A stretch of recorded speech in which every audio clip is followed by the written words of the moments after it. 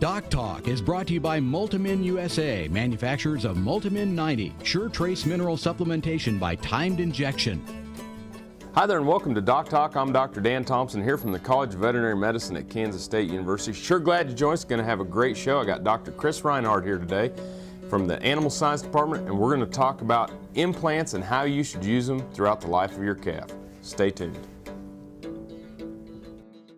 The year that we administered Multimin to the heifer's calves, we discovered that those cattle were able to, they were just a lot healthier cattle, and we just did not experience the scour problem or other problems too. It just seemed like they were a lot healthier cattle. Well, we sure feel that Multimin has been a real value to this ranch. This segment is brought to you by Norbrook Laboratories, manufacturers of Normycin LA, Normectin Plus, 1%, and Poron, the practical choice for your herd. Hi there and welcome to DocTalk. Chris, welcome to DocTalk. Glad to be here. Well, it's always good to have you. And you are an associate professor. Yes, sir. Over in the Department of Animal Science and Industries. And you're also our state nutrition specialist or feedlot specialist for the state of Kansas. Yes, sir.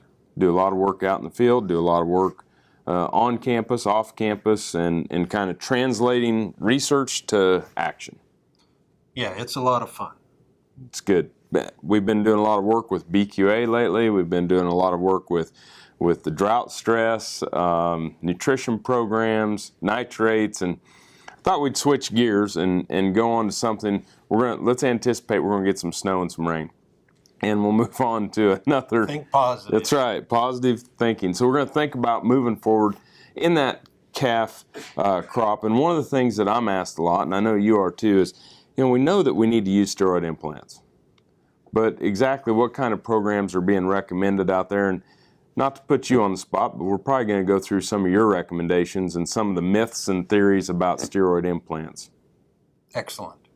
When you, one of the questions I get right off the bat is, okay, calves are going to be born this year, and I don't know whether I should implant the calves on the cow or not.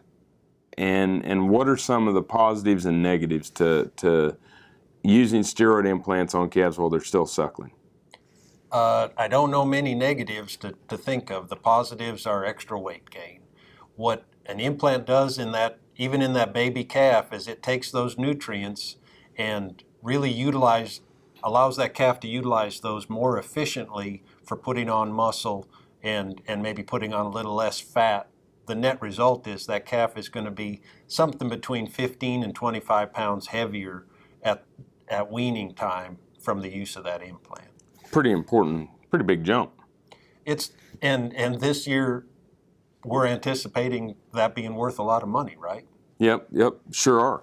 And so then we start to think about, okay, well, there are different types of products out there. What kind of products are we looking at when we're implanting these suckling calves? I try and make things as simple and clear as possible. That's what people need, and that's what people remember. And the simple way to put it, Doc, is that we have products available that are really proportional to the animal's size and nutrient intake. And so what I recommend in a suckling calf is a very mild implant. I kind of categorize them as mild, intermediate, or high potency. And so we've got a number of very good products that fit in that mild category. We've got a small calf eating a little bit of nutrients. Let's use a mild implant. Cool. Well, so when we come back, I think we'll continue this discussion because we'll have to talk about when do I do it, is there a re-implant, different things like that, and then we'll move on into weaning. Excellent. Appreciate you being here. Glad to be here. Appreciate y'all watching us. Thanks for watching DocTalk. We're going to be back in just a minute here after the break. Got cattle? RotoMix manufactures a complete line of energy-efficient rotary and vertical feed mixers for feedlots, beef production, dairy, and cow-calf operations. Our mixers are available with the patented Generation 2 staggered rotor, the industry standard for feeding wet rations that include wet distiller's grain. Made in the USA, RotoMix mixers are designed for feeding performance that American cattlemen and dairy producers have come to expect. RotoMix, proud to offer a better mix in less time using less fuel.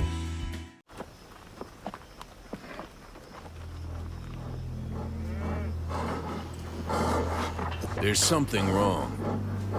His head is down. He's clearly stressed. He's worried sick about BRD.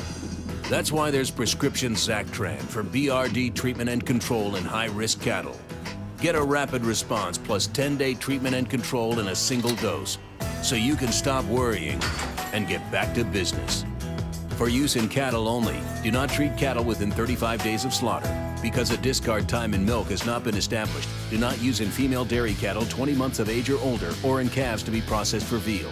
The effects of Zactran on bovine reproductive performance, pregnancy, and lactation have not been determined. Don't worry yourself sick. Talk to your veterinarian about a real alternative for BRD treatment and control. Because it's critical, it's Zactran from Mariel, a leading animal health company. This segment was brought to you by Brute Cattle Equipment, makers of the Brute Stealth Hydraulic Chute. If the chute fits, swear by it. Visit our website for more information. Hi there and welcome back to DocTalk. I'm Dr. Dan Thompson here from the College of Veterinary Medicine at Kansas State University, and I'm joined by my colleague and friend, Dr. Chris Reinhardt, who's an associate professor over in the Department of Animal Science and Industry. And Dr. Reinhardt is also our state feedlot specialist. And so we're talking about things before the feedlot, Yes. since you're the feedlot specialist. It all ties together, Doc. So then when we're looking at different implant programs, and we've established that we do want to implant these calves, and we're going to use a low or mild potency steroid implant, and people can work with their veterinarian or nutritionist to determine the implant that's appropriate. Now, when do you administer these steroid implants on these calves? Because of how that calf develops, we typically recommend they don't get an implant before 2 months of age. Okay. There's just not enough going on in terms of nutrient intake and growth. The growth is very slow up until that point after the calf is born. But once they hit 2 to 3 months of age, they're capable of consuming a fair amount of feed, and their lean growth potential really takes off at that point. So a lot of people, when they brand calves or bring calves in for their summer shots or whatever, that's when they're probably going to give that implant, about 3 months of age. And that's an excellent point. There's a lot more calfhood vaccination going on than I was aware of 15, 20 years ago, and that's a perfect time to do that. Now, one of the questions that's always asked about, we don't know based on the steers. That's one thing. Okay. Now there are two other classes of cattle on steroid implants, and bull calves, potential breeding calves for the herd, and then replacement heifers. And what are some of the recommendations that you're seeing out there in the industry on those two classes of animals?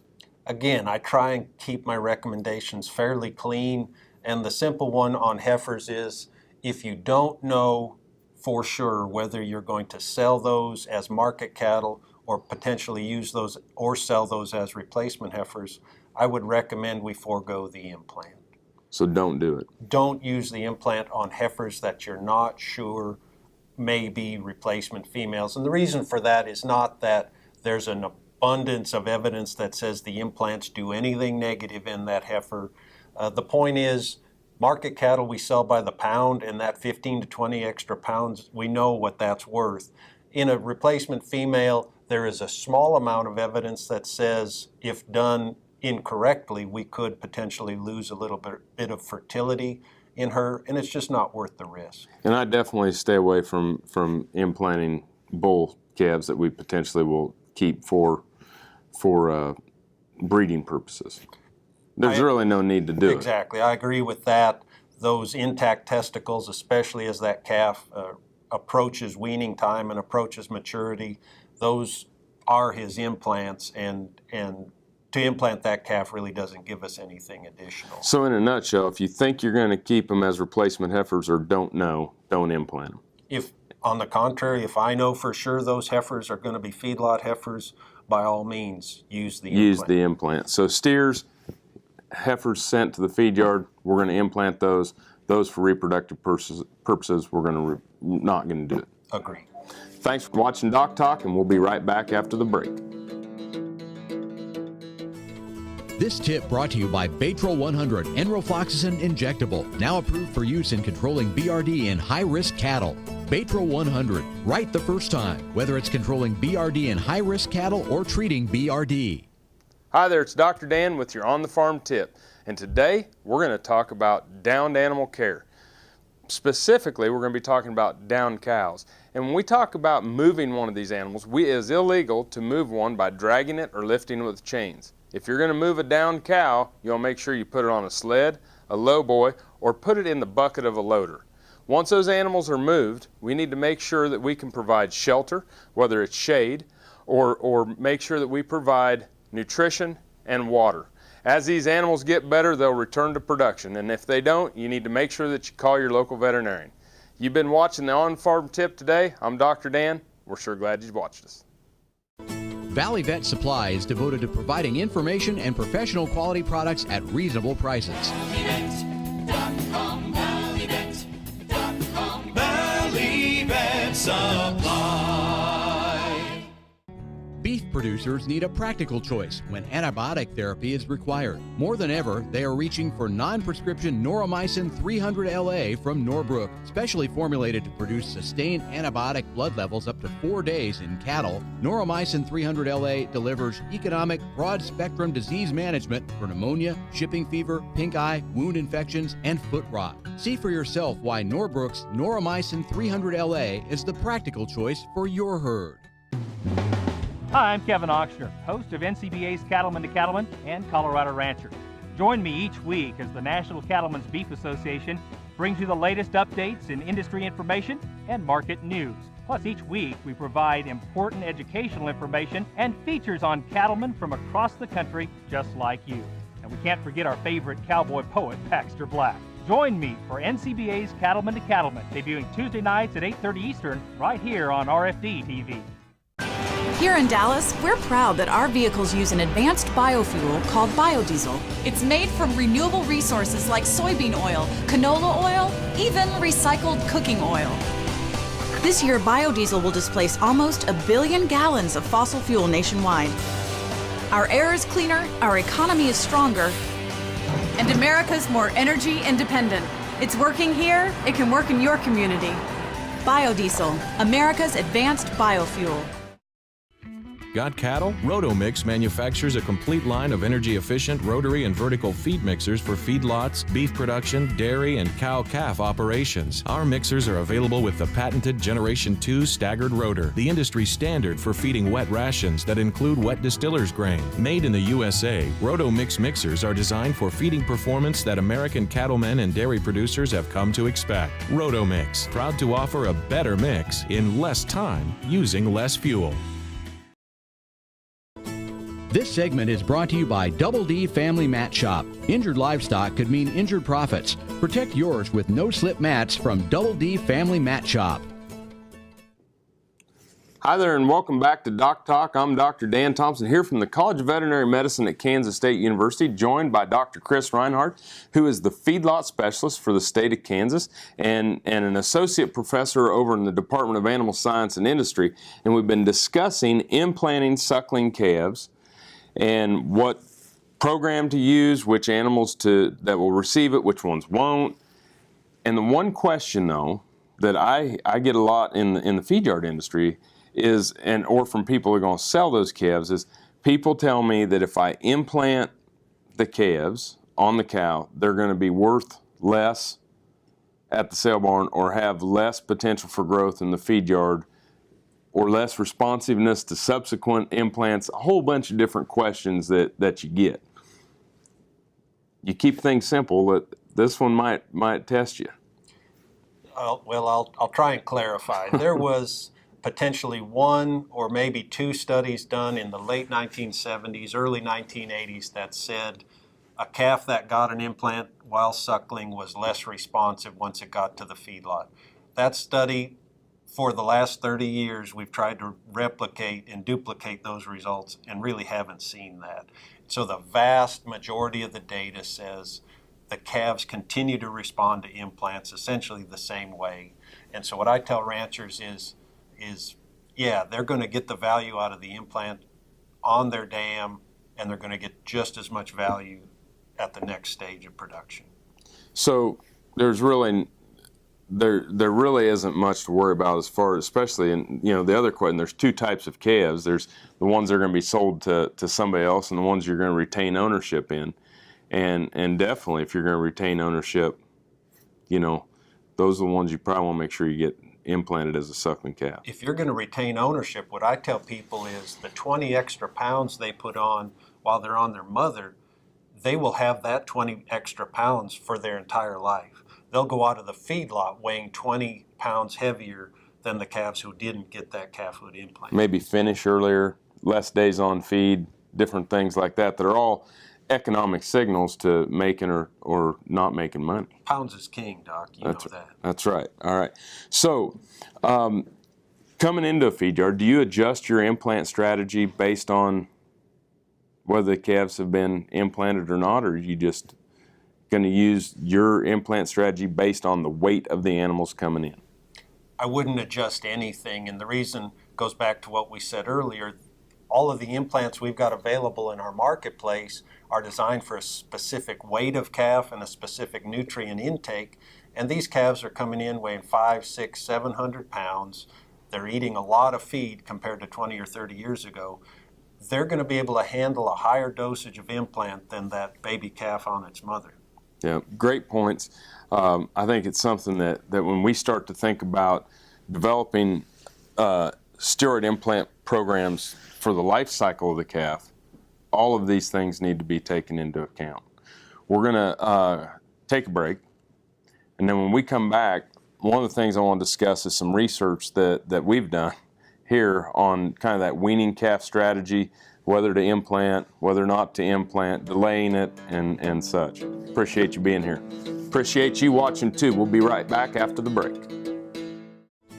This segment is brought to you by Lalaman Animal Nutrition, dedicated to the development and production of natural and differential solutions for animal nutrition.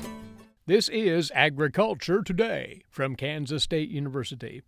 A great deal of drought-stressed corn turned up with high levels of aflatoxin this year, a substance that can greatly hamper livestock performance. That corn can still be safely used for feed if processed properly. K-State's Joel DeRushi outlines one step that can be taken to lessen that aflatoxin level. One of the most practical things we can do, if available, is simply cleaning the grain. The toxins, all mycotoxins in general, are generally associated with the broken kernels, the stress kernels, and are in the dust. Well, when we clean corn and get that dust and the small broken kernels off, we can easily reduce the aflatoxin load by over half. This is K-State Research and Extension. The Kansas State University College of Veterinary Medicine is a leader in food animal research and education. Our researchers are constantly expanding the knowledge of animal health and food safety. Through the Veterinary Health Center and the Kansas State Veterinary Diagnostic Lab, we provide practical services for animal producers. Home of the Beef Cattle Institute, the college is committed to animal welfare training and research. The Kansas State University College of Veterinary Medicine, knowledge and service for the future of animal production.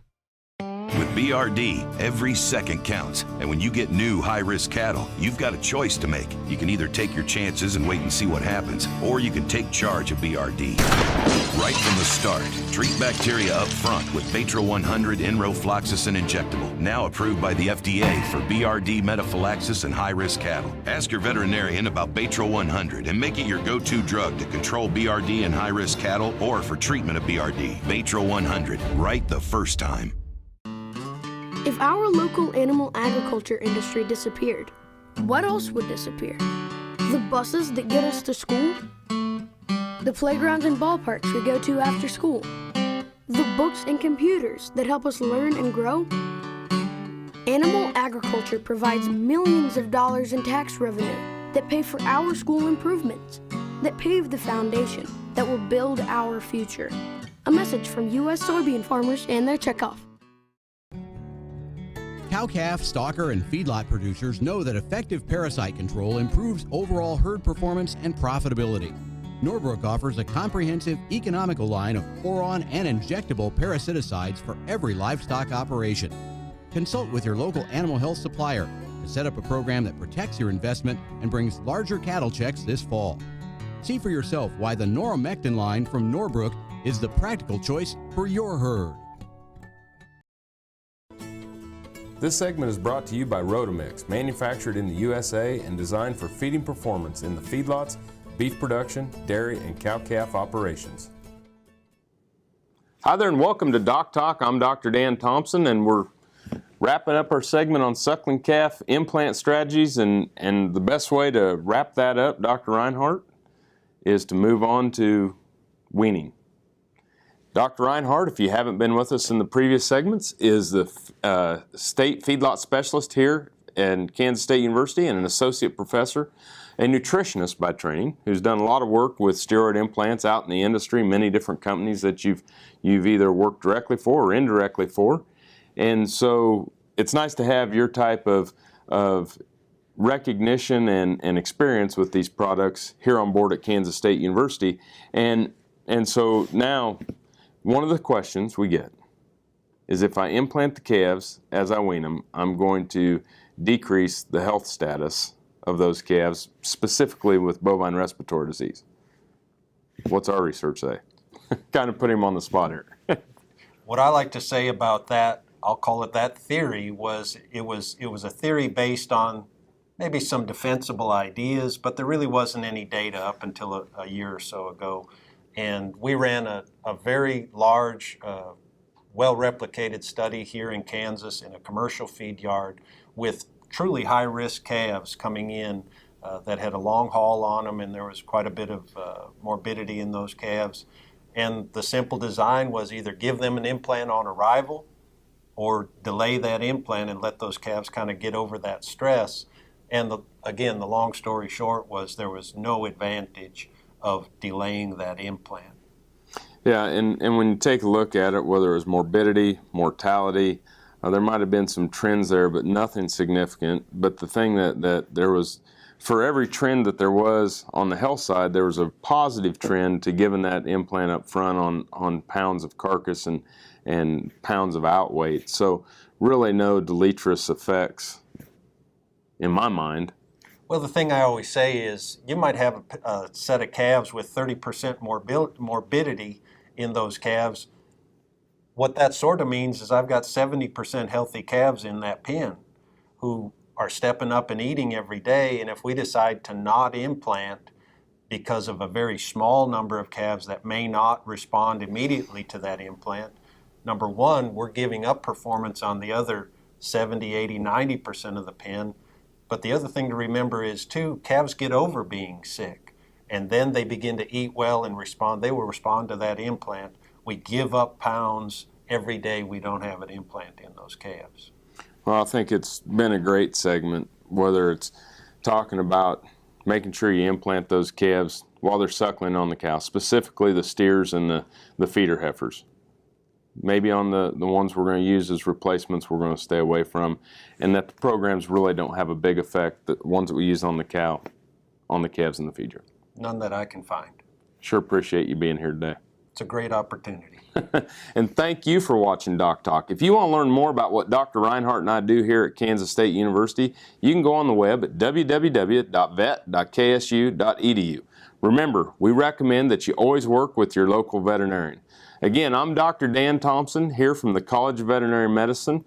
You've been watching DocTalk. We appreciate you watching the show, and we'll see you down the road.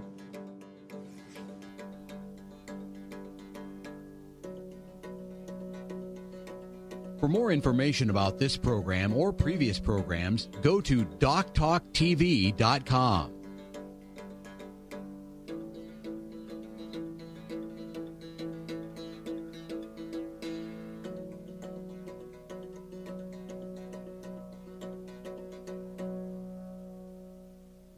DocTalk was brought to you by Multimin USA, manufacturers of Multimin 90, sure trace mineral supplementation by timed injection. Jason Lewis. I work here on Division Ranch, north of Strong City, Kansas. We run 500 head of mama cows. We started using Multimin about a year ago. We didn't have any problem with health that year. Didn't have to doctor near as many in that pasture. Just the overall appearance was a lot better. And I liked it so well, we'll start using it on everything.